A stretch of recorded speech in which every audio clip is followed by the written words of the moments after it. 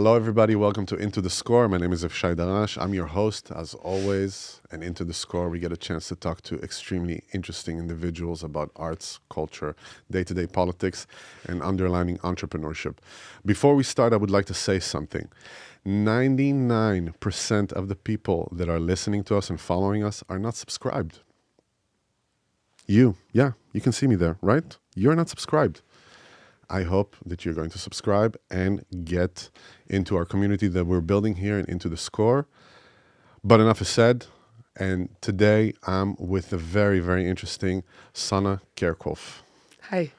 How are you? Good. Nice. Nice to have you here. Tell me, Sanne, take me from the beginning. We actually started to talk just before we kind of warmed up, but take me from the beginning. What brought you to this moment that we're sitting here? Where were you born? Influences, how did you get into yoga, your initiatives that you're doing? Take me from the beginning. Yeah. Well, I'm born and raised in Amsterdam.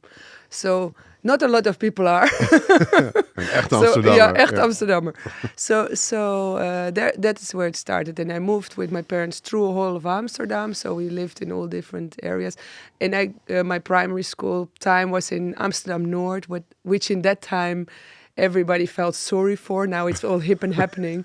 But we had a great time because we were next to the city, but also we could play really outside. Yeah. And so it was actually a very good place to grow up. Was it very industrial back then? No, not so much. The area that we grew up in was a new area, and a lot of artists, writers, and everybody was living there. So they had the kindergarten was hosted by the people themselves, and we had people that we could work in the dark room to do our own photos. With the other people, we could do pottery. And so there was a lot of fun for us. And there was a lot of freedom because the 70s in Amsterdam was anti-authority. So that says something. Oh man, that's cool, because basically what you're saying is a bit like Waldorf, vrije school. Yeah, vibe, but we were right? not so much in the vrije school. This was, they were there, but not where I grew up in. Yeah. It was the primary school was called Wespennest, which is like, what is that? A nest of wasps. Of wasps, yeah. Wow, that says a lot. That was the name of the school. That says a lot. And it was a Jena plan, which was very much based on project-based. So we would have projects about something that was going on in the world or something in art or so. And then all the teachings were around that. But this is, to be honest, I mean, my kids go to Waldorf. So yeah, so it has a lot of similarities. yeah, it has a lot of sure. similarities because they work per project and they get like an assignment, and it's not this like fabriek for No, information. exactly. Yeah. Okay, so you were studying there, so you were surrounded by artists, you were surrounded by arts, culture, and all that. Yeah. Was that a direct effect to your path later in life? Or I think, sometimes after it happened, of course, you can think in that direction. Right. But I don't know. I mean, my parents called me Sannes because of Sanne Sannes, this Dutch photographer. Naked girls photographer. And so I was called Sanne. And then my brother is Jorn, which is after one of the Cobra artists, Asker Jorn. So they were into art. They were like, they were not so much hippies. They were more like very like liberal intellectuals. yeah. But when we got the present, we got a book. Ah, okay. This is, and the house of my parents is like a library. Oh, that's great. So that was more how we grew up. So it's like hippie intellectuals. Yeah, but they were not so much hippies. It's more They were like, very they were anti-authority but not so much hippies. So take me, I want to just paint me a picture of like Amsterdam back then, because now it's like very different. Yeah, Very totally. different. So you say anti-authority, what does that mean? Well, it meant that we were free to do whatever we want, which was in a way very much fun. And sometimes also we experienced life very young, very wild, because we would go clubbing when we were 14, which, I mean, you can also do when you are a little older. But in that time was pretty normal. And the 80s were also rough in Amsterdam. because there was a lot of demonstrations and life in the streets where there was a lot of junkies in the street. It was different. Yeah. It was not only sweet and nice, it was also rougher. Yeah, because it's interesting because when I moved here in 2010, people were like talking, because I was looking for an area to live in, and people were telling me about the Jordan. Yeah. That it was like hardcore, and It was poverty also more. and I mean now it's kind of like Yeah, it's a very, cockroach. yeah. It's really like, hey, hello, Yeah. you know, and it's I wonder, do you remember how it started to transition, like, or was it just like a very organic process of it happening? Yeah, it was. I think it was organic, but what I miss in that from the time, because there was things that were not so much fun. I mean, as a child, I mean, the hippie and anti-authority sounds very sweet and nice, but as a kid, was for a lot of children around me also quite unsafe. I can imagine. Yeah, so my parents were very rooted. They were there, so I was lucky. But there were also parents that were just having their own life and have fun and would leave the kids with a little money on the table and they would go to Ibiza for 2 weeks. And they were like primary school kids. Wow. So Oof. there is this, it was not only, I mean, sometimes people idealize that area, and I also have a little bit of a different feeling for that. But of course, as a teenager, if you have all that freedom, you think you are on top of the world. I thought I was a woman of the world when I was 16, which, of course, if you look back, You're a child. You were a baby. Yeah. You didn't know anything, but you feel Exactly. very wise. But Yeah, and I can imagine, you know, if you say something like this, it's like it could also lead, I'm assuming, lead to also very unsafe environments of like Of course. looking for an adult figure Of to course. lean on. Yeah. Not necessarily the right people sometimes. sure, that are and I think preying I on was lucky kids. with my parents because Yeah. they were there, even where we were all free. Right. But they always gave us the feeling that we could do whatever we want, but also do that. Yeah, but also they Yeah. have your back, right? They Yeah, have your have- back. exactly. Because I can imagine, like I'm getting back to what you said, like parents going to Ibiza for 2 weeks, Yeah, they never would do that. So. leaving money and stuff. Yeah. Considering also technology back then, it's not No. that you can just FaceTime all the No. time and check with them and see where they are. I see with my son now, for instance, he wants to go, and he was like, I want to go and do shopping in the Kalverstraat. I'm like, I know where he is all the time, meaning like through the Snapchat, I triangulate him. It's like I know constantly, and if he's not appearing, I'm like, where are you? Like, Yeah, answer. but but can you also imagine for me, because I didn't do that with my kids, but they are older. My oldest daughter will turn 29 in May, Oh, so he's it's a 12. different. He's Yeah. 12. But still, then I Yeah. didn't do that because I could have tracked them, but I never did. Also, Yeah. not in traveling, and it was a bit the feeling that I enjoyed when I was that age to have the freedom and nobody is checking me. Yeah. So even if the technology is there, but I understand the conflict, but for me it was like, I don't want that. Probably my son is listening to it now. He's like, Dad, you're embarrassing me. Listen to her. You're embarrassing me just from the fact that you exist. Well, yeah, but also there, I think that, so this also think of yourself in that age. Would you have liked somebody to check on you? Well, There's no, of course not. But it's also, I mean, listen, I grew up in Israel during that time. It It's was also like different. very different. My parents were like, leave at 8 in the morning, come back at 8 o'clock in the evening. different. We were like, la, la, la, la. You just do whatever we want. It's very interesting that it kind of really changed. Yeah. This thing of you have to know where your kids are and what is happening with them. And it's much more lenient towards, it's actually much more tough in the sense of if something happens to your kid, it has like huge repercussions. You get what I'm saying? Yeah, Like, but don't you think it's in the other times was also like that? I mean, I think my parents must have been very scared when I was 17 and I'm going for 3 weeks traveling through Europe. Yeah. No phones, nothing. Like maybe after 2 weeks, one phone call from a paid. but are you saying it now as a parent or back then were you? But did you both, understand because it? I Yeah. tried to also really envision what it must be for them. I think this time is really difficult for these kids. Yeah. We could go crazy and it was not filmed and put online That's and what I all that mean. stuff. That's what I Yeah, but mean. also as a parent, to Yeah. be all the time on them, it maybe also makes them insecure as a Yeah. person, because then you think maybe I need to be controlled, which I don't think is necessary. Yeah, that's the thing that like I see with my kids, like, because I have such big difference between them. One is 12 and one is 5. Like the 5-year-old is different.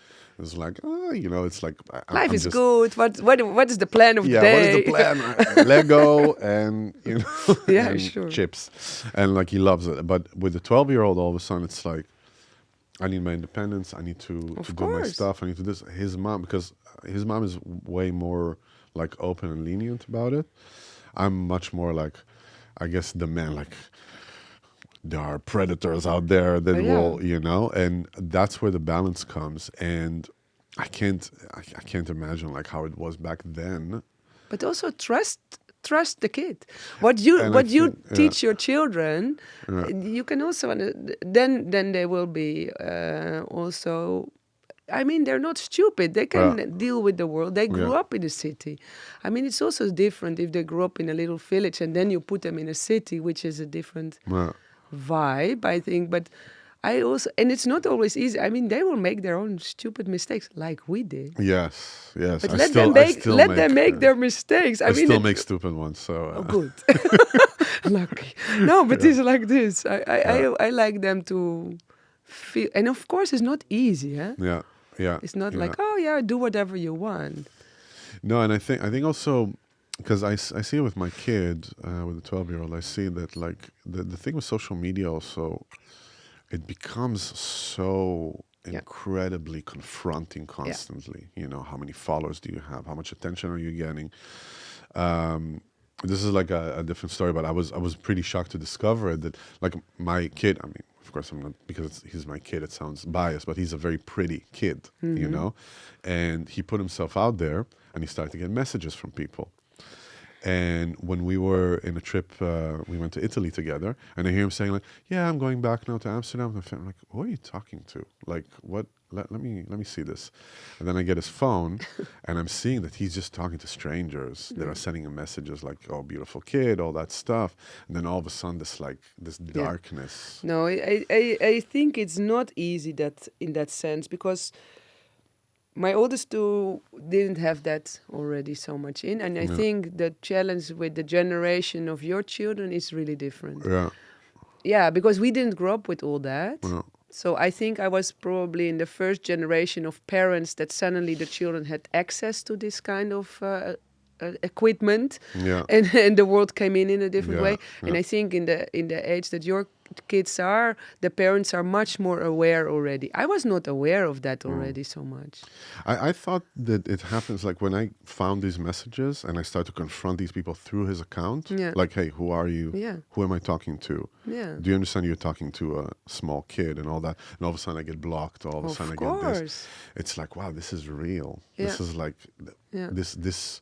And even they wanted to meet him, and they wanted this, and I was like, "This is so crazy." So I think the most important is to talk with your kid and just really tell what is the danger of this, and also the opportunities of it. Absolutely. So it's like both, but that's what But it's not so easy. Huh? No, it's not. It's not so easy. No. It's really day by day, and it's just such new development. So I just get this a little bit closer. Okay. So you're 17, you're growing up in Amsterdam, anti-authority, life is free, zeg maar, you know. What brought you to the path of yoga? Well, that was a little later, because I went So what was before? Yeah, what was before was, so I did my high school, and after the high, and it was a fun, I did Montessori Lyceum, which was a fun school. We had a lot of freedom. And it was a school more like university. So it was more like you get assignment from all the subjects, and you fill it in your time yourself. So it's already preparing for studying, which fitted good. And then after that, I was like, okay, I went to university 1 year. And I was like, I thought it was very boring. What was the I think subject? I did. It was Spanish and all this. What was it? European studies something. Okay. And I was, but it sounds a bit like something, but it was really, I felt like that. So probably if I would do it now, I would get much more out of it. But in that time, I was like, oh, boring. You were 18, right? Yeah, Okay. or 17 or 18. And I was like, gee, this is so dry. And I didn't, so I was photographing a lot in that time. And one of the things that I had one teacher that I was asking a lot, and he said, why, maybe you check on the art schools. And then I was submitted at and the Rietveld and the Koninklijke Academie in The Hague. Cool. And I chose The Hague, and I stopped studying in university. I went to the academy. And then that was a whole different area, and that was much better. Yeah. It fitted much more my interest. And, What was your major? Photography. Photography in Koninklijke. Okay. So I did photography, and I met, of course, all these cool kids, and we had a lot of fun. And I went with two of my friends for the internship in New York. We lived 6 months in New York. I made a project there. Woohoo! Exactly. This was a perfect time. Yeah. But in that time, I started to do yoga. How did you get introduced to it, if I may ask? Like, it what was the actually, moment? it was because as a kid I did jiu-jitsu. What is that? Jiu-jitsu is one of my martial arts. Ah, okay. And I was interested in why, because in New York we were living also under high stress, and it was long days of work, fun, but long days. I worked with Christian Witkin, a fashion photographer, the grandson of Joel Peter Witkin, which I was a big fan of. So it was like, okay, I want to work with him. And that was a really nice time. And so then the stress level was very high, and it was very interesting for me that how people could deal with stress or anger or anxiety. And I was always quite relaxed about it. And I was like, what is that? Is that something that is in my system? Like, is it physiological? Like, is it already in my brain, or is it my body, or what is it? Or is it that I grew up in a pretty safe place with parents? I was very curious. And then I started to think, okay, I want to study something that goes into this subject. Is it? And then I went to my first yoga class, and I was like, wow, that's a lot about the body. And because I was a photographer, my muscles were short and I was very strong. So I was like, oh, why did I want to do this? It was not fun at all. And I had to search for a real teacher, because a lot, already what we had talked a little bit before, was about the body. Yeah. And asana, actually, there was a lot about asana practice. And I was actually more interested, what is it in our system? Can you train that? Is it... so I had to find a teacher. And a friend of me and my then partner lived in Paros, Ona, and she was a yoga teacher. Her mother was a yoga teacher at the Iyengar Institute. Okay, cool. And she said, yeah, you have to meet Teresa Caldas, because she is very serious in the practice, and I think that would be a nice teacher. So I went to her, and I was immediately like, okay, here I can learn something. Because there it was also about meditation, about the pranayamas, the kriyas, how to clean the body, how the connection is with the brain and your body, how the breath is the bridge. So we went in this, and I was then in my beginning of 20s, so I was very curious and reading about it. Yeah. And I started to build my practice. And of course, in the beginning, you do a couple of classes, and I didn't have a clue yet, but the interest was there. Yeah, so basically you got in contact actually with the philosophy also. Yeah, because I thought, is this something that you can train? Like with the martial arts, that you learn not to react immediately, that you first observe, that you put your perivisual view, like you feel what is going also around you. Yeah. All this kind of I was interested in that. Yeah. And in the yoga in the beginning, when I went to schools, was really can you put your foot has to be in line with this, and then it was very much about the outer body. With the mirrors also to see Yeah, yourself. and it was very much Yeah. in line, and then they put a stick, and you have to fit next to the stick, and Yeah. the bell too. And I was like, okay, but Yeah. it was much more about. Yeah, it was not so much about how do you imply that in your system. Is that really? Is this the inner knowledge from my body of that, or it's an outer form? And I was Yeah. not so much interested in this outer form. You know, it's interesting you say that because I remember when I did the course of my teacher. It's called Yoga Intensive. You go through like hours every day, very Yeah. intense, like compact. And he was talking about the fact that your body is your body. There is functional, there is structural. There are things that will never change in structural. No matter how much you're going to practice, you can get it to a certain point. But this is who you are. And what you're saying right now, it's kind of sounds a little bit like this. You have to fit again into this thing.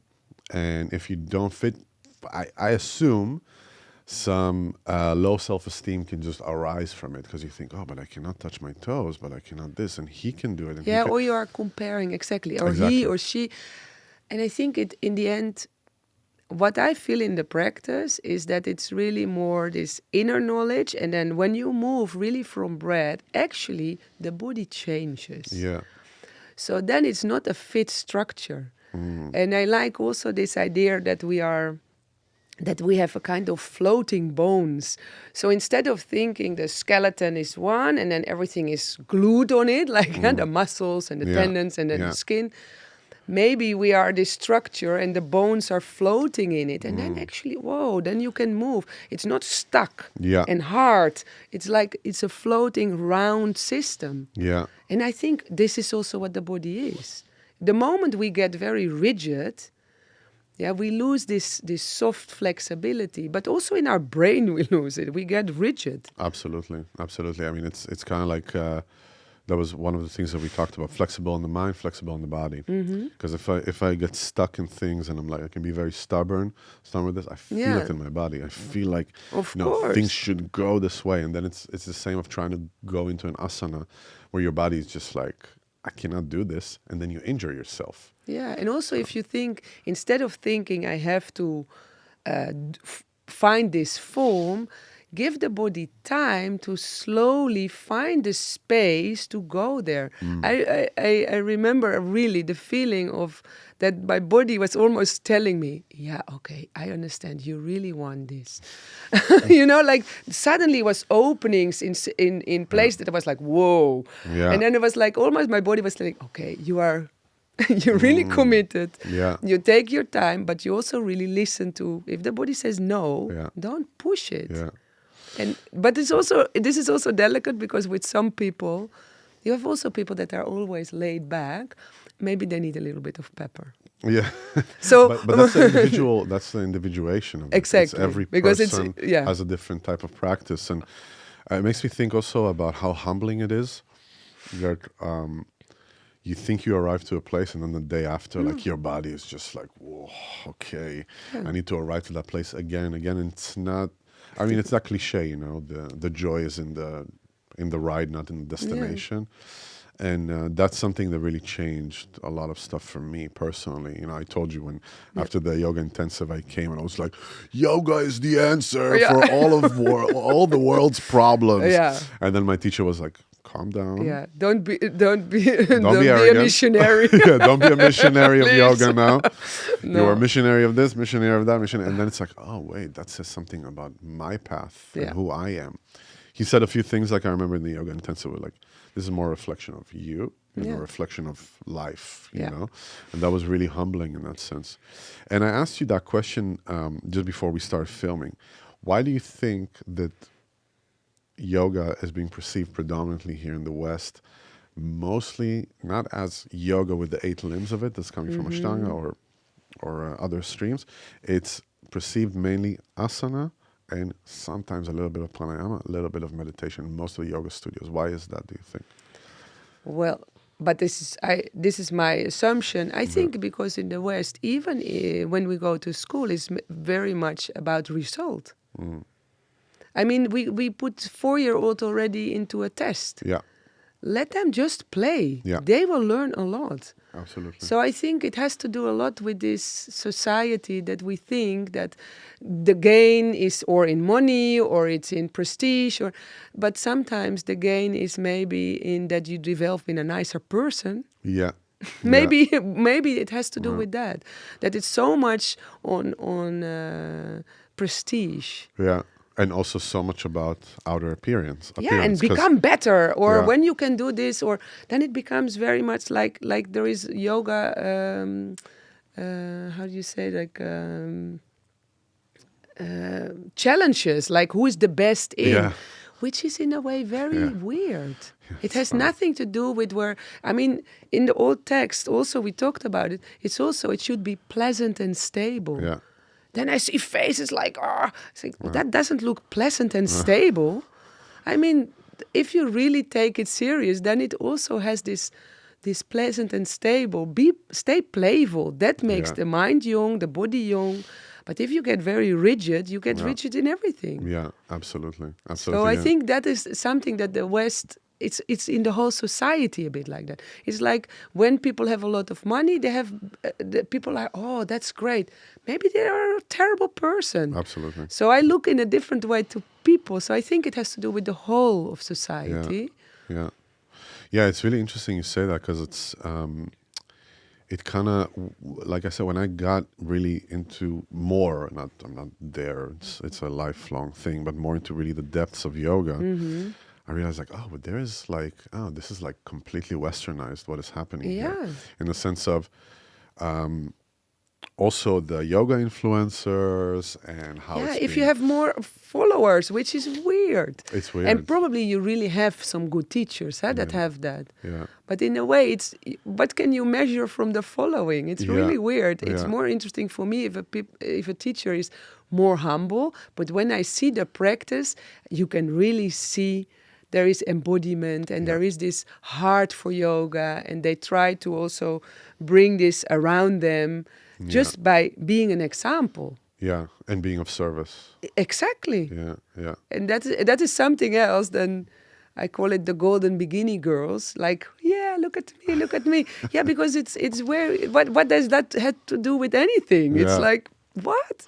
But isn't like an interesting path that like you, the golden beginning girls, like you called it, that they're like, they find it, and all of a sudden it's like, oh my God, this amazing feeling, similar to what I had with yoga is the answer, you know? Yeah. But then if you actually continue, Of course. that layer is going to be away, and then Yeah. all of a sudden the darkness is going to start coming out. You're going to start seeing things about yourself that you can't bypass. The spiritual bypassing, you know? That's Like, impossible.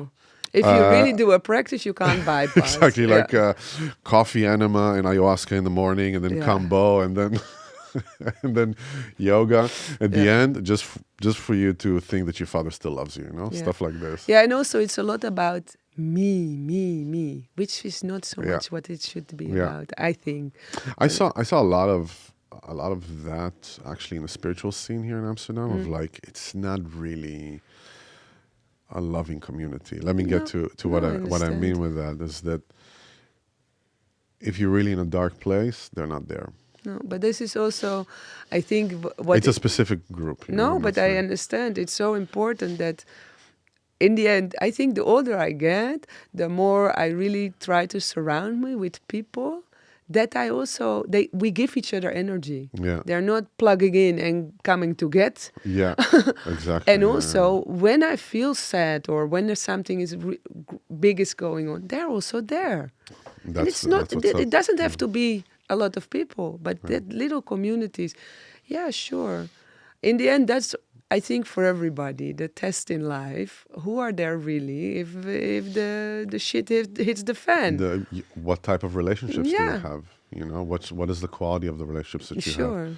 I mean, we're just talking about like with Joao and stuff, that we're like, we know each other for so long, and now we're doing this and we're doing other projects, but it's like I knew him through a different scenario, but it's kind of like I see that this relationship is very stable in terms of like work and everything. Yeah. And even when I was going through like hard times, he was there like, don't worry about it. We're still going to make it work. Yeah. We're still going to make it happen. So, Joao, thanks, man. Yeah, but I guess in the end, so this kind of communities, for sure, there are also in these communities people that are really there. Yeah. But like my yoga studio, it's a small community, but we are really there for each other. It's Yeah. really, so it becomes a friendship. It Yeah. becomes closer. Absolutely. But it's not 30 people. It's a small community. Yeah. It's interesting, like, because I was talking about, have you ever done ayahuasca? No. No. So it's interesting with ayahuasca, for instance. It's that I've done it a few times, and I've done it in 3 different situations. And I'm going to weave it into how it's connected. First was like with a huge group. Yeah. I couldn't let go. I was like, it's like from all holes, you know. And second time was with the shaman, my wife, and myself, and that's it, in our house. Yeah. And I drank way less, and I was in my own little thing that was happening. Yeah. And afterwards, the shaman told me, like, he doesn't call himself a shaman, he calls him a medicine man. He's from Brazil, very great guy, Mauro. And he said, you know that in the traditional sense of it, like, it's just one-on-one, right?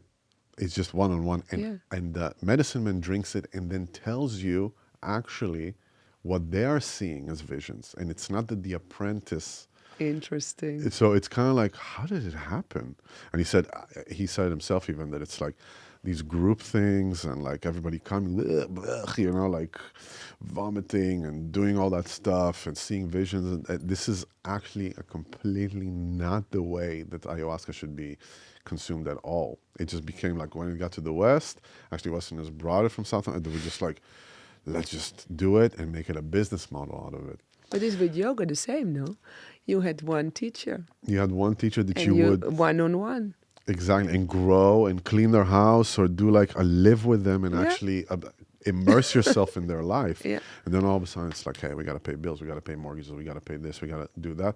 This is a pain of people that we can solve. Let's sell it, you know. So it's interesting that you say that in the sense of like that there's a small community. Were you ever tempted of making it big?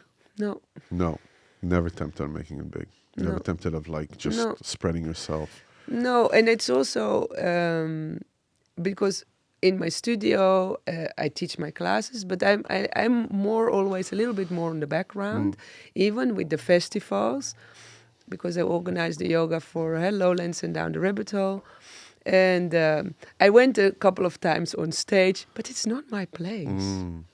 I love that I have friends that are good performers. Yeah. Because I like to organize it and I like to surround me with people and everybody knows exactly what they are the best in. So then you have this group of people and we flourish together. But I like to organize it. I always feel like I love to connect it, people and to... And now with the forest project, I always think myself a little bit as the mycelium, you know, like the part of the trees under earth. So I connect it, nice. and then I'm like, okay, especially because great. this is what it is. It is. It's the connection. So and I feel that also with this kind of thing, I love to. If I see, if there's people meet, that would be great. And this is so. This is also why I thought it was very funny that Zhao called me for this, because I'm always like, I'm more in the background always, so it's funny. Yeah, but that's great. That's great. That's why I love, I mean, you know, it's kind of like, I was just telling my wife this morning, like if I could just do podcasting and gigs for the rest of my life, nice. like performances, and have Joao there filming everything. Nice. If I could just do that, that would be like such a fulfillment, because it's actually 2 ways of service, to be honest. Maybe I'm in the front and like I'm on stage and stuff, I understand that, but that thing of serving people is something that is it's like in my core values, you know what I mean? Like I totally understand. Giving instead of like taking, you know. So just to get back, you're in New York, you're discovering yoga. You were there for 6 months, right? I did my final exams. We had a big exhibition in the Westergas with the group cool. of... Nice. And that was in that time not so developed yet. So it was like a really big, like old industrial hall, Yeah. which was very cool to have this So cool. exhibition. That's so cool. And then, and I was more and more into yoga. I found my teacher. I went to study with her, and in the beginning I was a bit frustrated because I was in the group of all dancers, gymnasts. So everybody was very easy in the body, and I was like, oh, and how do I have to put my leg? Gee, I cannot. I was like, why do I want this? Yeah. But I kept going, That's and, awesome. and I never forget what she told me one time. She said, "Yeah, look, we can always practice together, but for you to build a practice alone is what other people have to do later." Because I had my kids young, so meanwhile I had How old one were you and when you got your kid? 25. Okay. So with 32, I had my kids were young. In Amsterdam was very young. In the rest of the world, quite normal. Yeah, I understand. I became a father at 25, so... Yeah. So the same. So that was because I had the small children. When they would go to let's go. We all go to Portugal, or we all go. And I was like, I can't. I have the two small children. They are still. But that also gave me something else, that I had to have the discipline to practice alone. Yeah. So my teacher told me also, they will have to learn that later. You have to do it now. Yeah. Build that alone. And that's something pretty lonely, because of course it's fun if you do that with other people. Yeah. And so you're starting to build your practice alone. It comes in conjunction. How old are your kids? So when I started was like, with the yoga was like 24, but when I was to do it alone was from my 25. So my children were small, and they really always, small. When I remember also with my third child that she was just born, and I just put her on a sheepskin next to my mat. And just do my practice. Even in class, I sometimes took her. Wow, I that's called cool. her, my teacher, and she said, "Yeah, just bring her." Of course. And then the baby was next to me, and then so my commitment was good. Yeah, exactly. That was it. Exactly. Yeah. Do you feel that, because we have this topic quite a lot in the podcast. Do you feel that your life became more disciplined and organized after having kids? Yeah, for sure. Yeah. Why is that? For you? For Yeah, someone? I think maybe because the children, they have a rhythm, but also like my middle daughter, who also studied photography, but is now acting school in Maastricht. She needed a really regular. She didn't want to be rushed. So she would really like, if I would rush her, she would just undress again. Like, no way. So I was like, oh, okay, what do I... Instead of pushing her, I was like, okay, what can I learn? Maybe just wake up an hour earlier. Exactly. And I did. And it actually was much better for everybody.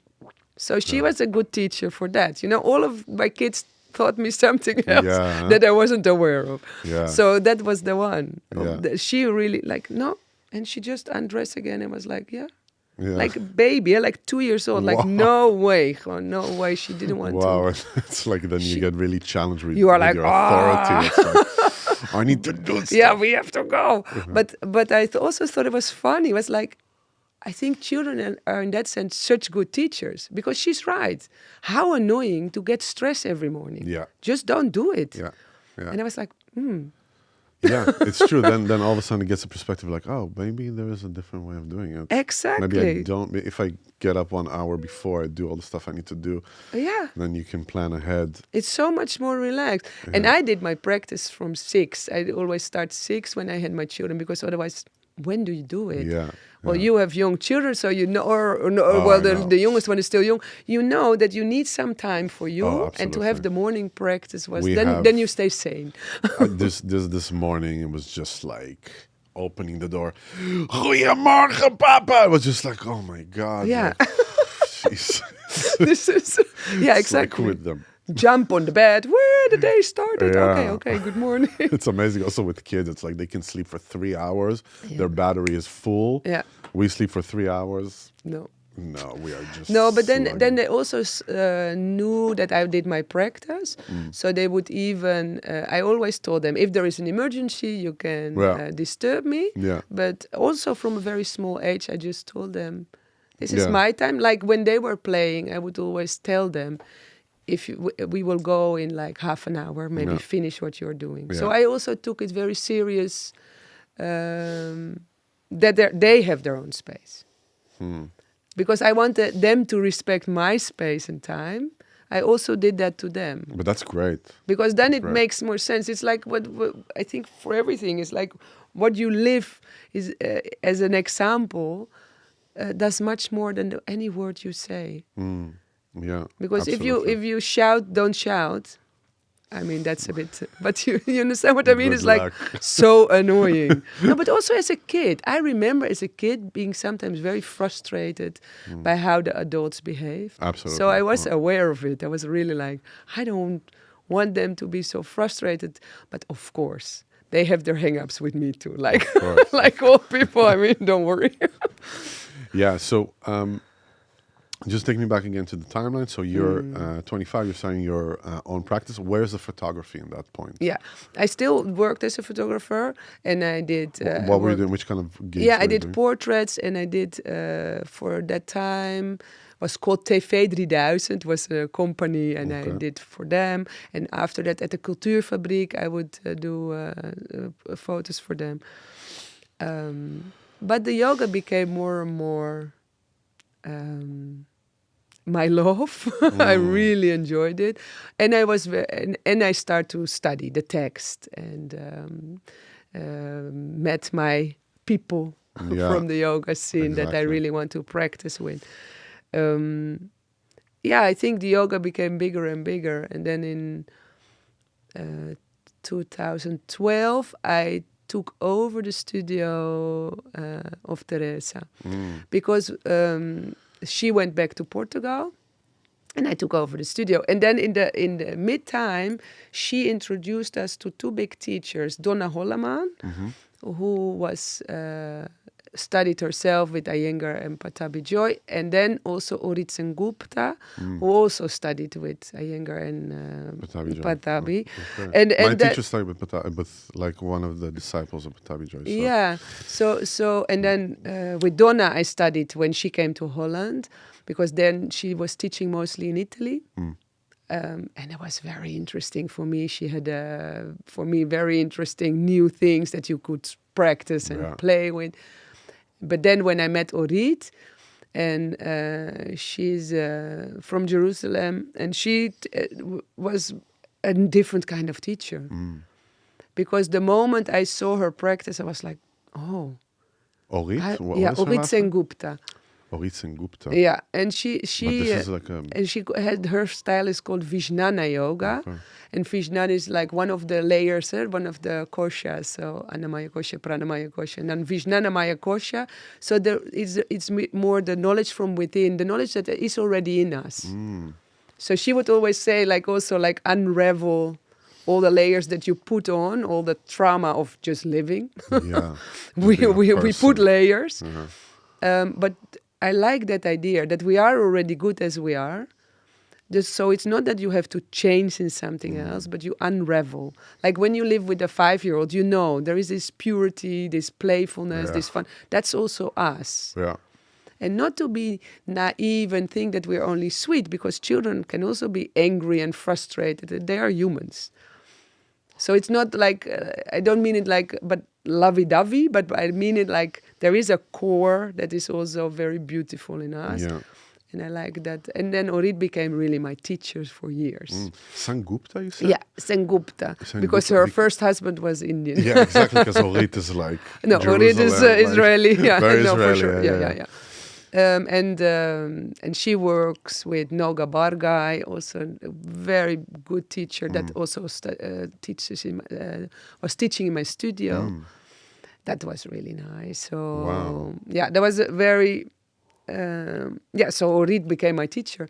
And then at one of the retreats of Orit, I met Florence de Dam.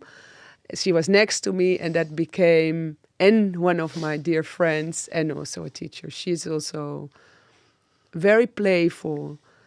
We do a lot of what we call monkey business. The monkey business. So we play. We are really the older we get, with the more playful, because the practice we know, and we still learn. But also the playfulness keeps it very much alive. Yeah. It's interesting you said, because I'm seeing a lot of parallels with playing an instrument in that sense, because there is a bulk of practice you got to go through. Yeah. You got to go through this. It's You just have to commit. inevitable. You have to commit. There are years, years of doing the fundamentals. Yeah. And when you actually start playing, that takes a long time. Exactly. And but it's always this like relationship of a lot of respect, because if I don't practice for a few days, the instrument, the piano, I'm like, oh, I'm Yeah, the- you the have to body- keep it. The body, yeah, you stop using it, you lose it, And I see a lot of similarities Nice. there, which is like, I saw it with, there are some people, of course, like my ex, for instance. Maybe you know Katja-Lisa Reiter. Who? Katja-Lisa Reiter, I maybe don't you know, think so. because she was in the yoga scene also in Amsterdam. Katiza? Katja-Lisa. No, I don't No, think so. Katja-Lisa. She was connected to Natasha de Ansenberg from Momo, Studio Momo. Yeah, I know, but I know who they. I think I have Yeah. a vision of who they are, but I It's like- never worked with them. Yeah, so she has, for instance, I always remember her body was just like, she was like from the spaghetti factory. Yeah, just like everything was there. And it taught me actually that there is a thing of predisposed talent, like your body, how it is, but there's a thing that you need to earn. And that thing of needing to earn has so much more, it's so much more precious. Yeah. It's so much more like you worked for it. And that's why I'm so fascinated with it, like with the fact that I can do a practice, like I'm talking about asana or pranayama, and then I feel great.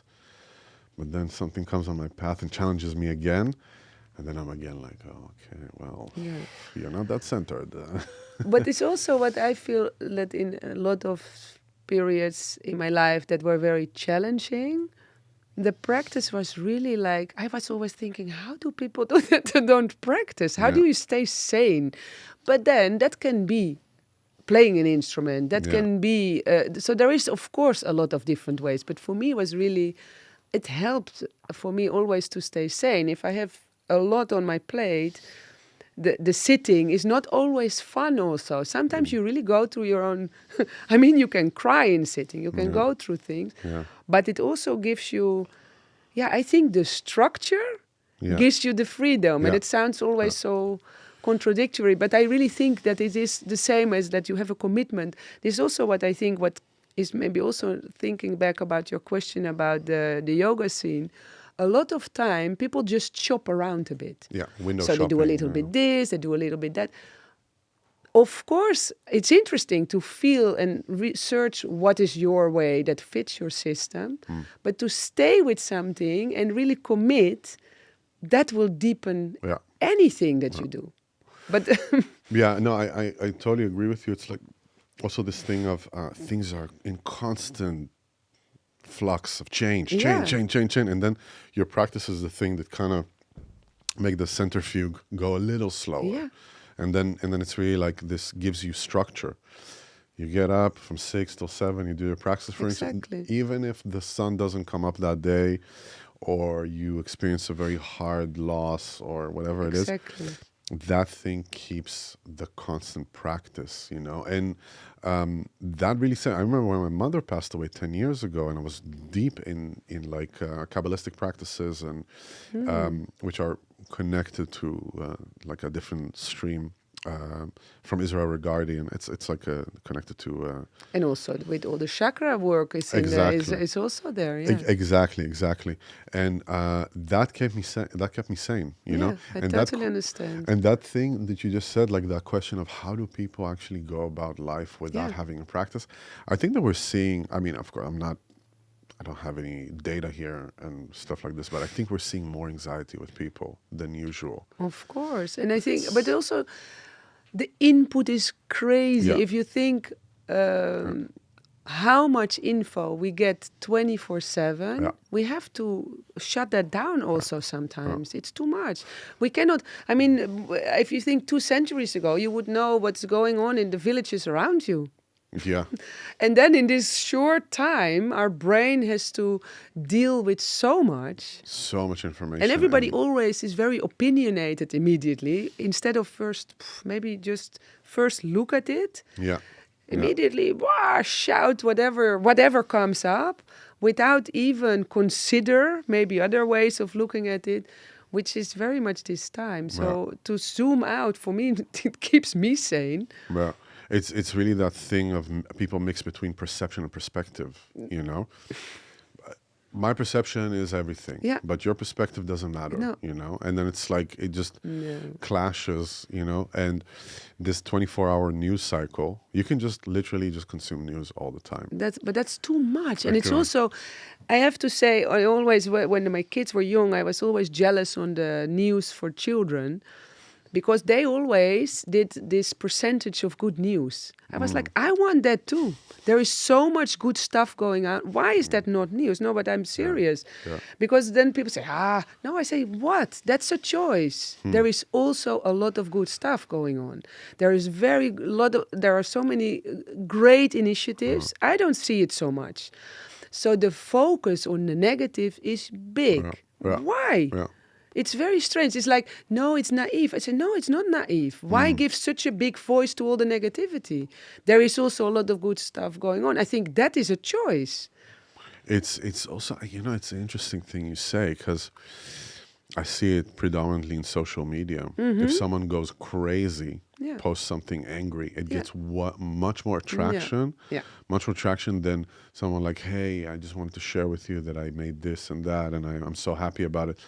It's almost like, it's not a conspiracy thing, but it's being prompted more to push the drama because it creates more engagement. I know, but that creates more. So then is the challenge, I think, for the creatives, because we cannot expect that from the governments. They have 4 years, and then there is something else, and so I think it is really a big task from the creative sector, from the visionaries, people that dare to challenge the discussion in another way. Really listen to each other instead of only shouting your own opinion, which is also very boring. Okay. You know your own opinion already. Yeah. Can we talk about something? Yeah, so exactly. I think that is something that is really, that's also the project that I'm working on. I mean, the project. Tell me more about So the in the COVID time, of course, my yoga studio had to be closed, and I was first very hesitant to go online. I was like, it's really not my thing. I really tune into the people around me, so I feel the bodies and the energy of people. Like when you sit like this, you feel that. It's something else than you talk to a screen. Yeah. And it was very hard. I was like, how do we become a bit more like automatic pilots. Okay, we can do a practice, but it's not the same. And so I was challenged to how to make this time interesting and okay. So I went to friends in Italy because I thought, I can also teach from the garden in Italy. Exactly. It sounds a bit opportunistic, but it was also you gotta take care of yourself. And also my studio had to be closed, and we could travel. If you did all the tests, you could travel. So I was like, let me go to Italy and stay there. And I stayed with friends. They have agricultura there, and they have another friend that has a house there, and that's Bruno Dudens. He's a landscape artist. Mm-hmm. He was an architect, and then he became a landscape artist. And they were talking about this new project that he was starting as the legacy program for the cultural capital. The cultural capital 2018 in Leeuwarden was in Leeuwarden. Okay. And then every 3 years, they have to make a legacy program. And the organization that does that is called Arcadia. Mm-hmm. And they talked with Bruno and Joop Mulder, that was the founder of Oerol Festival onder Terschelling. Mm-hmm. And Joop and Bruno, they were like, we have to do something crazy. And they had all these crazy ideas. And then they thought, why not let nature take back the city?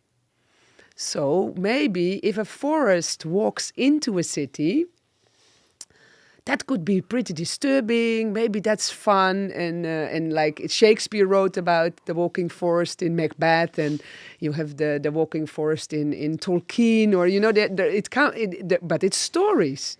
Let's do it for real.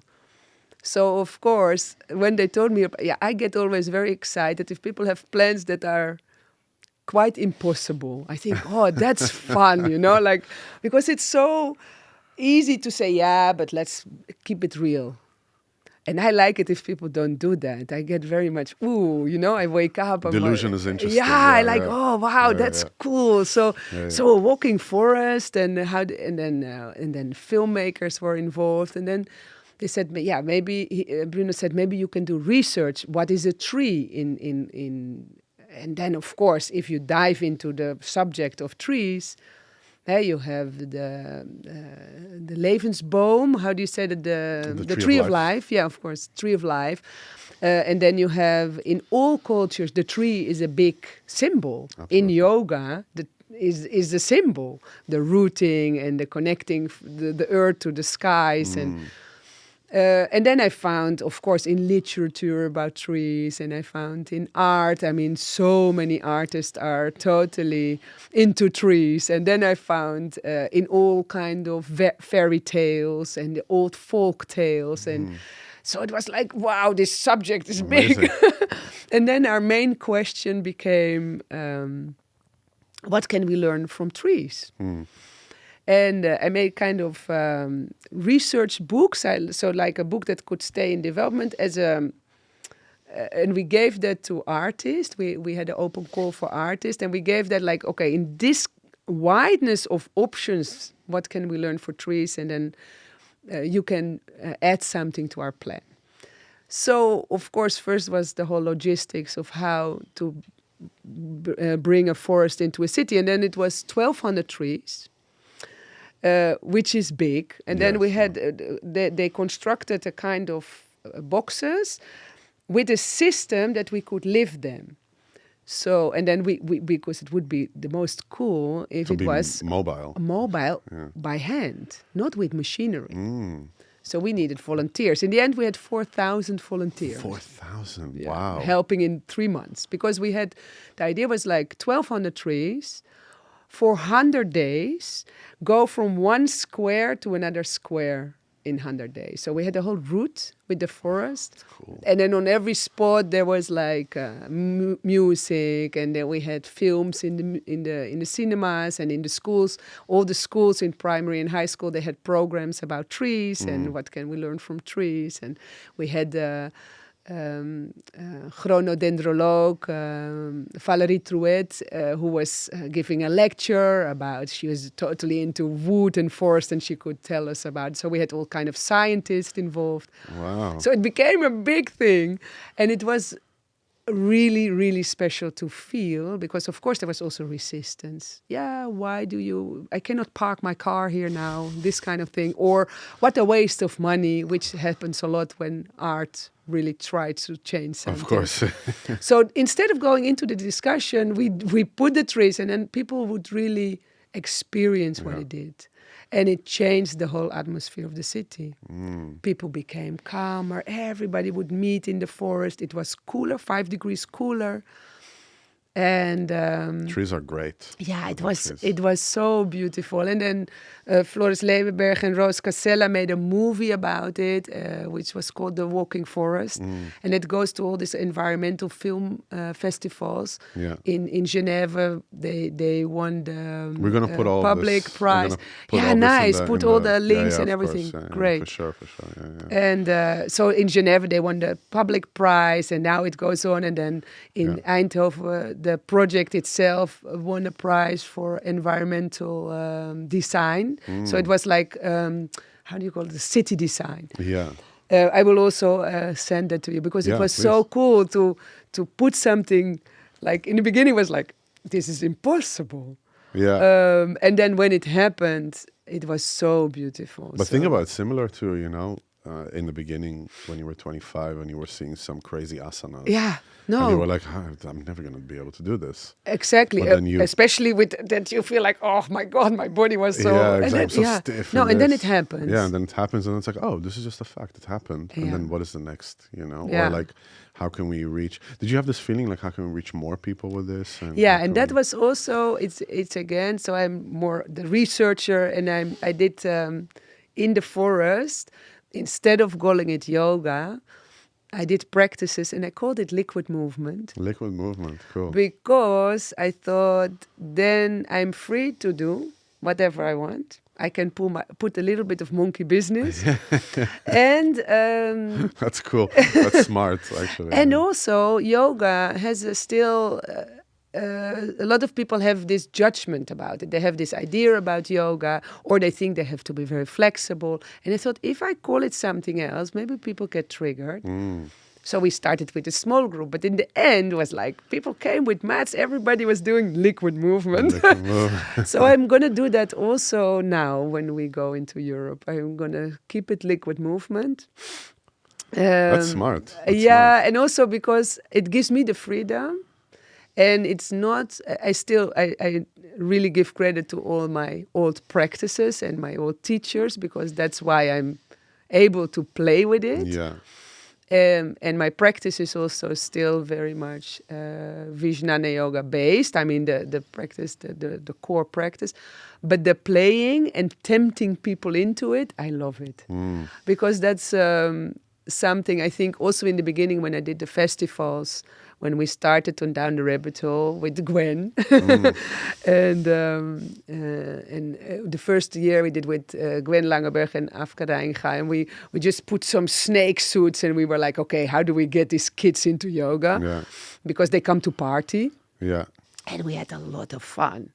And I know from the yoga world, I got quite some comments. They were quite judgmental. Because, of course, there was... I'm laughing because it's but like it was so- like, yeah, you don't take it serious. The practice is serious. And I said, yeah, I take it very serious. But how many young people did you get on your mat this weekend? And then... yeah, and also I feel... I in that sense, I get always rebellious if people are so judgmental. Don't do it. If you don't feel like doing it, don't do it. But how let did me you- have the freedom to do it. Can I ask, like, how did you get it? Like, what was the format? That How do I get in? No. I mean, like, you said it from the yoga world. Yeah. Like, you got some... No, some- people would tell me just in my face. They In would your face? Yeah, sure. They would tell me, like, do you take this practice serious? And You should have said, your base chakra is very... something like that, yeah. No, it was... And the thing is that I really... That is, I get rebellious, but I also feel that I'm a free person. Yeah. I can do, and I know that I'm actually very committed to my practice. So I don't feel like I have to defend myself about anything. Isn't it interesting that it's like you're basically doing your own thing, and then people that are like really identify themselves with Yeah. a specific brand of something, and if you challenge that brand, it's Yeah. like they just go after you. Yeah. It's But such a human it's thing. more it's really, I think, it's the same that I organize in my yoga studio. I organize teacher practices. And I invite from all directions. It doesn't matter if you're from the Iyengar, Ashtangis, if you only do Yin or you are Vijnana or whatever. It doesn't matter. Yeah. And then in the beginning, people find it a bit awkward to come. They feel almost like they're cheating. I say, come cheat with me. I like that. I think come because it's fun. Yeah. Come on, be a bit playful. What Yeah. is what can go wrong in 2.5 hour practice with a group of yogis? Yeah. It's just learn from each other. Maybe people have interesting approach. I always learn. Yeah. Because people have another approach, and I'm like, oh wow, I never thought. Then I try to try to put it into my practice. Sometimes it's interesting. Sometimes like, it's not for me. That's it. I don't have to judge about it if it works for the other. But I think the exchange is actually very interesting. If you get rigid, like in the beginning, what we talked earlier, it gets boring. It's also interesting. You're always open to learn. Yeah, and I think also there's this like if you get too rigid, it's not actually inviting people into that thing because it's like I need, like what you said. I know already. Yeah, I know already. or more like this is what it is, and then people feel very much like they have this aversion to it, you know, because the stuff that you tell me, it's like you're like a natural born researcher in that sense. Yeah. Because if I like say it in different words, the teacher practice is more like, hey, let's zullen we even sparen met elkaar. Yeah, like, that's it. Let's just, how do you say sparen? Like, sparen. Let's brainstorm, exchange, brainstorm. And I think what makes it very interesting is that it gives us also the freedom that there are different options. And it's always people that practice long time. But new people are welcome because, come on, I would have loved... When I started to hear it from different people that are really into the practice, what are their perspectives? And to practice together is fun. Yeah, of course. I mean, we're social creatures. Exactly. So I just also really like it. And then in the festivals, it became, of course, from we had a container with Maart the first year.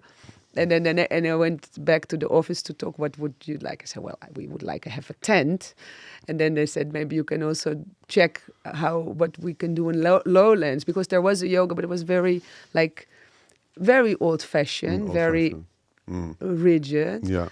And it was, we needed more open, a bit more sexy. Come on, you are on a festival. It's be a bit fun and playful and invite people, because there people come with their beer. Oh, I never did yoga, or whatever, or they only come to look at the girls in leggings, and then we say, come on, guys, we also want to have to look. Come and join. We also want to have some fun. Just play. So I like the playfulness of the festivals, and we have meanwhile we built such a fun team. We always look forward. How long are you doing it already? Like, what is I think last year was the 10th year. The 10th year, 10 years you're doing it. Wow, great. And how did it come about, this initiative? It became actually because one of my friends worked at Mojo, and she did all the booking for the art for the festivals. Oh, okay. And then most of the time she said, come one day. And she gave me a ticket for one day. And then I came with her. And so I met everybody. It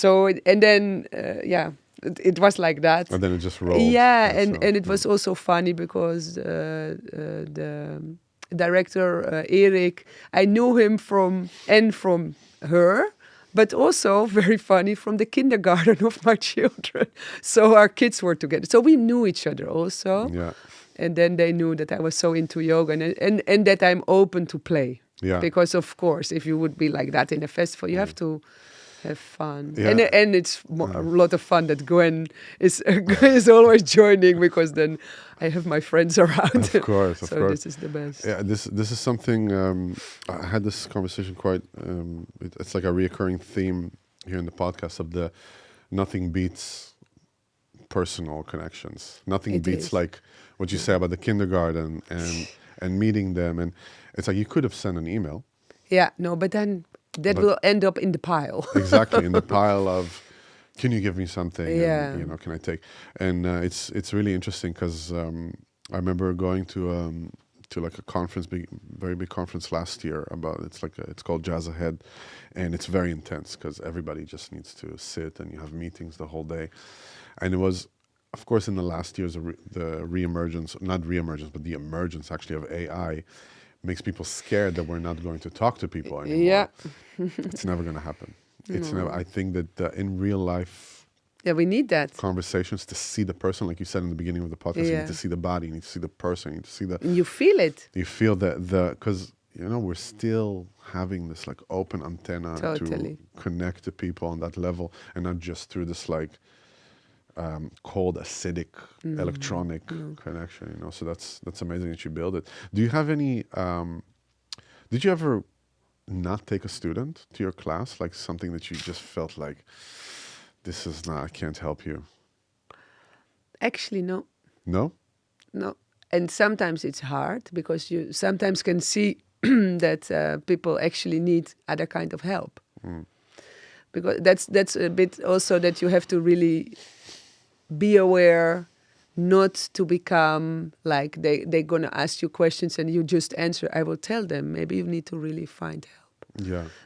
Find help. And because I can work with you for the yoga and we could do private classes, but I'm not a psychiatrist or a psychologist. So no, I That's also big of you. That's big of you to say I it.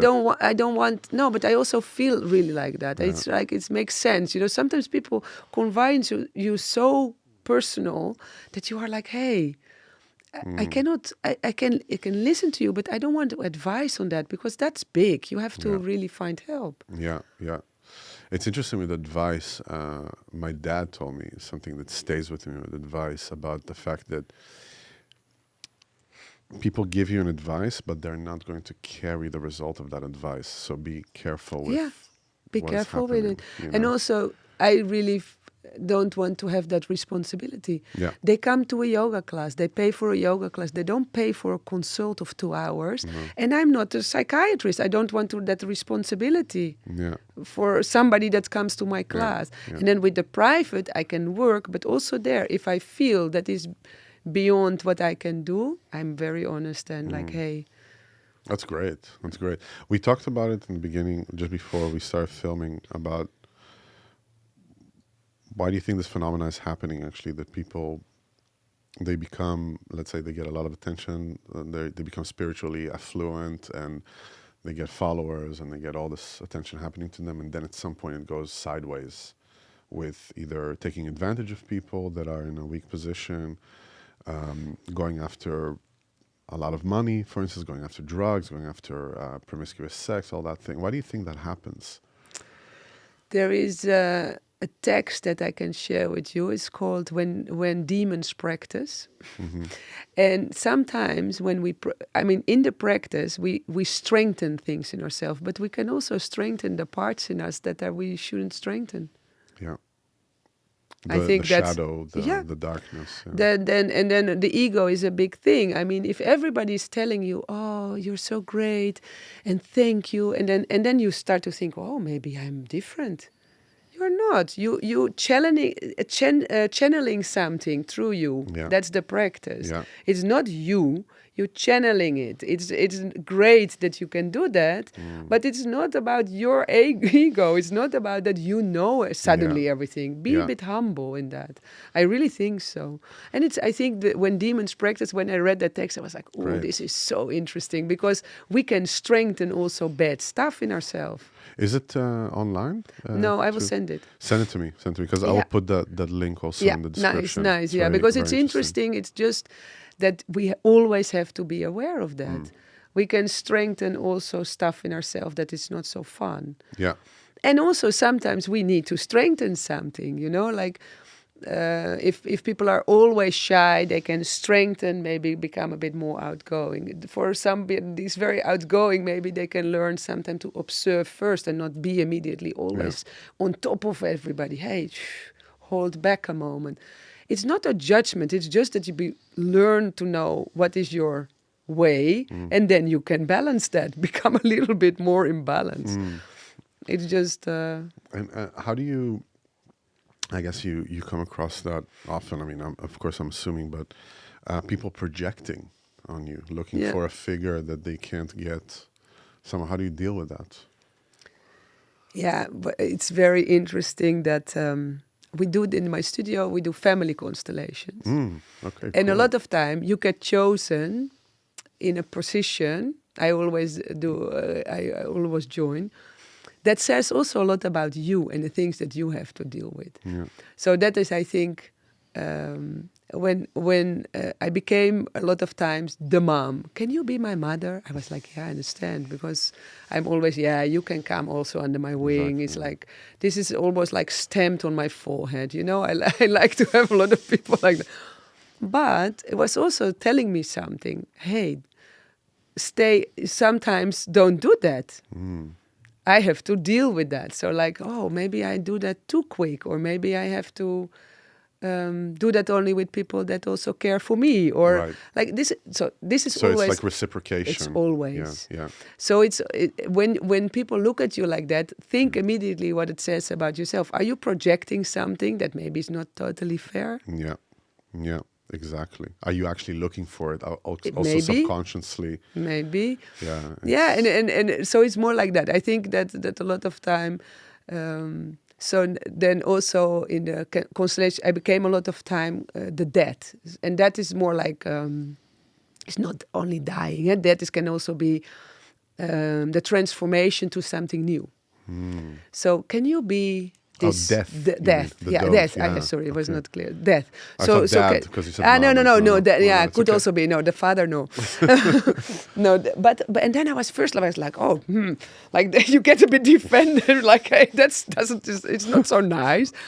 But then I realized it has to do with transformation. That it has to do with, and I thought that makes sense for me. Yeah. Because I always try to reinvent.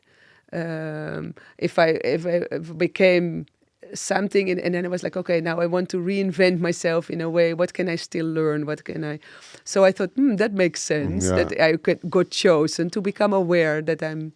It's very similar to Tarot, actually. Ah, really? Yeah, the death card also. People pick it up. It's like, oh no! It's that. Yeah. It's actually no. It means that there's a in path. the tarot. Yeah, exactly. Yeah, the path is ending, and now there's a transformation. It's a transformation. Yeah, but that is more what I think. So a lot of time when people look at you, and then if you perceive it as, oh, I know everything, I think then the spiritual bypass is going on. It's so dangerous. And it happens.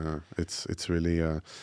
I see it. I mean, this is a different thing, but I see it because I teach a lot, and I get in contact with a lot of times with the delusion of people. You want? Yeah, please. What do you mean with the delusion? Well, it's like it's like two different streams. I teach kids, which is very different. It's like discipline, focus, you need to practice. That's what it is, And then adults, I have two streams of that. And you teach music? I teach music, piano, composition, all that stuff. And with the adults, it's two categories. And of course, I'm generalizing here. It's not always that. But with the adults, it's either they have already a relationship to the piano, and they want to rekindle it. They want to actually make it like they want to reinvent themselves with the piano. That's a completely different trajectory. And then you have the adults that never played and they want to play. And usually it's because they check my stuff and they are like, wow, what you're doing, I also want to do it. I want to do it, yeah. And then I get the projection, of like, wow, Avishai is A, B, C, D, E, F, G, whatever, like all the superlatives that they choose. Usually gets dispelled when the practice starts, because then they realize, I'm like, I understand that you like what I'm doing. This is the only thing that I'm doing. Like, I'm not having a 9-to-5 job and a family on top of it, and this, and to play on this level. It's just not possible, because I had to. You have to have that commitment fully. And you have to have sacrifice. Yeah. Like that's a big thing. Like, what are you willing to sacrifice in order to achieve that? Like, what are you willing to stop doing? Yeah. Are you willing to give up social circles, specific social circles? Are you willing to give up specific destructive habits that you have? Are you willing to do all that? Till this day, I've been teaching since 2016. I'm waiting for you, adult student, to come to me and that we really go through that. I had one student that really wanted me to prepare her for the conservatory, and she got into that trajectory, and after 4 months, it got too much for her. I was also a new teacher in that sense, so I didn't understand how to handle her. But I think that, like, my message in that sense is that the process is longer than what you can see, because fantasy is very shallow, Fantasy in the sense of, like, I want to achieve this thing. Believe me, you will achieve it and you will feel exactly the same. Yeah. Like, exactly. Yeah. When I started achieving the things that I wanted to achieve and I thought that I would feel different after I achieved them, I feel But is exactly it not that the same. Maybe not because of the achievement, but the practice? I mean, when you play, it must feel different. You go into a zone. I can have a practice that sometimes it's very just a practice, and sometimes I'm totally away. Yeah, that's a thing that it's a personal thing, of course. I want to reach samadhi every time I play. And when I touch these moments, I'm like, oh my God, this is what I'm born to do. And I want to do it on stage also. So I understand that I need to be as much on stage as possible to do that. And that's the practice. And then it comes afterwards, like, how do you get all the gigs and the booking and this and the negotiation? And I think that this is something that if you can find joy in all these like things that are not so joyful, like the path of making it happen. And, exactly. You know, the rolling the mat at 6 when it's still dark and you think your bed is very tempting. Yes, exactly. It's just I understand. You know, exactly. it's true. Exactly. So it's really it's that thing of you know, this is what we're here to do.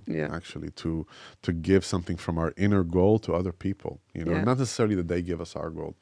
No, but what I think is maybe a nice comparison also with the walking forest. What we had a lot was like a lot of cities. Yeah, we want it. And then they want it now, but they didn't see the 2 years preparation and the whole logistic. Like, okay, but that's really actually not possible. Exactly. It's like, what? So the quick fix and only the fun part. But no. So I mean, in that was I thought of this now because it was like I totally understand. I totally understand because it's we live also in times. Of course, again, I'm generalizing, but we live in times that it's like we just see quick result. You can doom scroll until you die. Literally, you can doom scroll. Please don't. But forever. You can doom scroll forever. That's it. You can let. Maybe we have to find another thing of doom scroll. Maybe we have to have a good feeling scroll forever, because that's also crazy that we do that. We get depressed. It's sad. Yeah, of course, because you get depleted. Exactly. Because you're depleted. You get, of course. You get depleted. It's like this new thing that I'm seeing now of like this. I don't know how it is with women, but I see a lot of dopamine addiction with men. A lot of dopamine addiction, meaning that they chase the next hit, the next hit, and it's not, in my opinion, it's not necessarily that thing. It's really having balance. Right now, we're living in times where you can consume all the time. Yeah, it's so true. You can just consume 24/7. You can let the thing just run. Yeah, but then it's I think what is important is that you take responsibility for that. Just don't do it. I mean, it sounds so simple, but I mean, I don't want to say it like that it's so easy, because if people are really addicted, it's something else. It's not so easy. It's like telling a depressed person, just wake up and go and sport. Absolutely. I mean, that's horrible. I mean, that's so not taking it serious. And no. I mean, they know what they should do. The problem is they can't. So this is a bit, of course, with addiction too. Of course they understand what they have to do. Only that's not the possibility at the moment. They need help. Yeah, it's interesting that this new addiction is just really like emerged in the last 15 years. The phone addiction. I mean, it's like that's why I love doing this podcasting, because I get a moment that I'm not on my phone also, you know, and then I'm not just like connected to it. And I see it also with the like younger generation. It's just, I see it with my kid. It's like we actually have to constantly monitor it. You know. Well, my youngest daughter is babysitting. Well, the kids are not that small anymore. In a family, and they don't do screens in the house. That's good. But also not themselves, which I think is the challenge, because so you have to put your phone away too. Yeah. Because otherwise it won't. And they of course, I mean, when the kids will go to high school, that will change anyway. But they try to keep it away as long as possible, which I think, wow, I talked with her about it, and it was like, I never thought of that, because it was so not, I didn't grow up with it. No. So I had no idea, you know, I was like, I didn't have rules yet. Because when did you have your first smartphone? Smartphone? Yeah. That's later. But I think my first phone was like I was 27 Yeah, I when I was had my like first also smartphone. 26, 25, 26. And there was like a phone where you could call and Yeah. text message. Yeah. Which was like, wow. Yeah. No, but also that we walked with the phone was already. Yeah. There are these funny little movies about the 80s in Amsterdam, and people are in the street on their bike. Yeah, would you carry your phone? No, I have an answering machine at home. I'm on my bike. And it was like, they thought it was the most crazy question If ever. they knew. But this is so short ago. Yeah, exactly. mean, Wow, it's like- it's people that live still now. Of and they're like- course. they can observe it like. And wow, they were what like, happened? nah, that's crazy. I have a phone at home. And when somebody wants to reach me, they can wait till I'm home in the evening. Wow. So it's so, yeah. Yeah, that is, yeah, things change quick. And I think even if you think of your grandparents or something, they have really everything Oh. went into, I mean, that's from car to airplanes to the train to everything is like, such whoa. developments that it's like Television. You're still with this old body of like this prehistoric, like I'm running from like lions and stuff, and all of a sudden you get this like endless impressions Of and course. endless flight or fight mode, constantly putting you in this like your whole hormonal system is being hijacked and attention. No, and if I think of my own grandparents, they were still, I think my grandmother is so cool. She wanted to learn English so she could travel. And I think, wow, if you think of that, it's like, wow. Because in that time was just not to have another language. You live in Holland. Exactly. Why you need Exactly. another language? You can go to another city or to the beach. Yeah. But it's so globalized now. Yeah, and exactly. So So she wanted to globalized. learn English because she Yeah. needed to travel. I thought Yeah. it was so cool, It's like so Is she sweet. from Amsterdam originally? Or? She also was from Amsterdam. Yeah, because it's interesting because I needed to make a real effort to study Dutch because when I was Everybody in speaks. Amsterdam, everybody speaks English, Yeah. and I had to be really stubborn with it. But then when I started to get out of Amsterdam, I was like, oh, the English is not It's that in the big prevalent. Yeah, but I think it's in. I mean, in the big Italy, cities. if you go to the cities, they speak English, but in Kind yeah, of. the new generation, the 20 years old, they do. Yeah. But in the villages, no way. No The way. nonnas, you have to learn Italian. Yes, exactly. Yeah. Is there anything else you want to plug? Well, or maybe anything? about the new project, Please, because please, tell me, we did the walking forest, and now this actually this Friday, April 11, we will bike a tree, an oak of 400 kilos through Europe. So what we did is the cultural capital in 2008 was Leeuwarden, but we did 3 years ago the forest. And now this year is Novo Gorica. So that's on the border of Slovenia and Italy. And that's this year the cultural capital of Europe. And in February, we went to the opening there and we do a project there with trees. And we thought, okay, if the North and the South Pole are this cultural capital, we put a dot in the center, we make a circle. Last year, we drove that circle by car to make connections with the Dutch embassies and schools, and we gave lectures on universities. You're talking about Circle for Change. The Circle for Change Yeah. project. And now we are building the mycelium for a bigger project. So the Circle for Change starts now this Friday, and it's a project as also a kind of counterbalance of what's happening in the world. So of course, it's a legacy program of the Walking Forest, Yeah. but it feels so good to be part of people that actually bring people together, celebrate the difference instead of fighting each other for the different, because we go through 9 countries, so we will meet a lot of different Oh, for sure. cultures and For sure. perspectives. And the idea is that we want to introduce a new ritual, which is when you have your birthday, you plant a tree. Every year, I like it's that. like this is actually your contribution to Earth. The moment you are born, you get a tree, and every year you plant a tree. So in the end of your life, maybe you became 90, you have 90 trees planted. Wow. And if everybody does that, we are also part of the solution of what is happening to the environment. Yes. So we were thinking in a kind of a lot of the time when people are against something, the energy goes a lot to this negative part. So we are angry, we are against, but what do you want?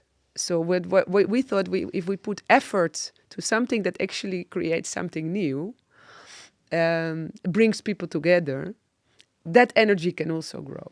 So like in yoga, where you put your energy, it grows. So I'm very happy to be part of a group of people that want to bring good news. Yes. So in that sense, good news, we go for the Circle for Change, because the Circle for Change will bring people together. So this year we will bike 5,000 kilometers. Wow.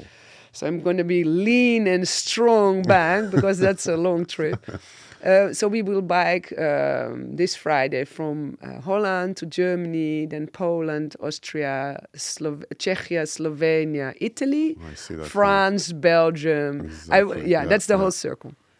And wait, you said with a tree, with the oak tree? Yeah, so we have a 400 kilo oak tree. We built a bike.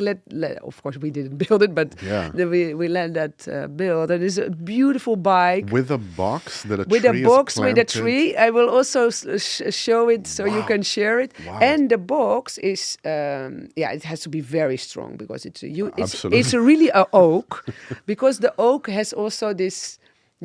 Oak tree is a very rooted old tree, and in most cultures. And all the cultures of the countries that we go through, the oak has also a meaning. So it's also nice. It's the old wisdom tree. It's like so it's also nice to look. What is the meaning of all this in all the countries? Beautiful. Yeah, and we build a course. Pictures? We'll because and follow us on Polar Steps. Yeah. Because there I will update every day where we are, and you can also join. If you want to join and bike with us, please do. Yes, please do it. No, because that is always fun, and we will. So the idea is birthday trees. We will hand out 5,000 small trees to people that have their birthday when we pass by. So we have connections with schools, and then we go, okay, who has the birthday? You get a tree, plant it with a good. How do you say that? Like a good intention. So put an intention. What would you love for Earth, for the Earth, for the planet that we live on? Yeah. So we want people to plant not only the tree but also a good intention, and that will also spread. So we are planting a mycelium to bring something else, and that's the first year that we're going to do it with the 5,000 trees. People can sponsor a kilometer, so then they can. So it's going to be really fun. That's awesome. And then the idea is that in 2028 we will bike with the forest. So we want to make it more trees. You will bike with the forest, what you did actually in Luvar with all the trees. Not 1,200, don't worry. Yeah, because I'm thinking you need a plane or not so many. And also we have to really first research, because we cannot plant trees that are not from a region. They have to be local. Yeah. So also we will get the trees from the local tree company. How do you say? Bomen? Yeah. I don't know. So the people that grow trees, the tree. Oh, I don't find growers. Yeah, but I don't find the word. Sorry. Hoe is it in Nederlands? So het zijn boomkwekerijen. Boomkwekerijen. It's like tree nurseries. I think it's tree nurseries. Yeah. So that has to be local. Also to support the local people, and to connect people. So I think my job is here to bring good news. Yeah. To start this new Circle for Change collective, because we want to connect like artists, scientists, universities and schools, local communities that maybe want to have a food forest, or we like to find ways to really find community. Also, like the North and the South Pole, Leeuwarden and Novo Korici, they work together now. They are both part of the same project. How cool is that? That suddenly that's Slovenia awesome. And Italy is connected to Holland, and that we can do that in other parts, like across. Connect them.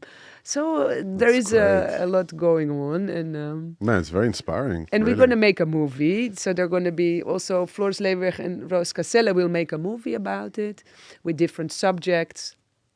So yeah, it's exciting, and it feels very good to share this also because of the negative feeling that is now, and Yeah. we get a bit overwhelmed. Still, it's not that we don't have to protest and Yeah. counterbalance what's Yeah. happening. I mean, for sure. Yeah. When you say you get overwhelmed, you mean like by the negative? Yeah, Okay, I think a wow. lot of People actually they're against you going around planting trees? no. I think more what I mean with the overwhelming is the negative news in the In the world. world, yeah. And what we feel, especially with young people, that we felt even with primary school children, that they feel a bit numb. They are so overwhelmed that they don't feel, they feel a bit like helpless. I Yeah. cannot do anything. It's like, it's out of my hand. It's too much. Yeah. So to be part of this collective and involve people that you actually can do something, Yeah. I think that can really change something. So that's what I hope to do. Sanne Kerkhof, thank you so much for joining to this podcast. It's been great. I think we've been talking for an hour and 40 minutes. Wow. Yeah, it went by like nothing. Yeah. Please, everybody that is listening and watching us on this podcast, I'm going to put all the links of all the topics that you heard right now. It also gave me some ideas actually to put that into our socials. So you can follow that also in Instagram and Facebook and all this, all the other channels. Sanne, you've been great. Thank you. It was very nice. Yeah, it was really nice to have you here. Like I said in the beginning of the podcast, 99 or 98, I can't remember anymore, % of the people that are listening to the podcast are not subscribed. It's you there. You can see me. I know you can see me. Please subscribe, become a part of this community that we're building. And we're going to see you at the gig or the project or the initiative or actually the forest of Sanne. Please join. Yeah. Thank you so much. Bye.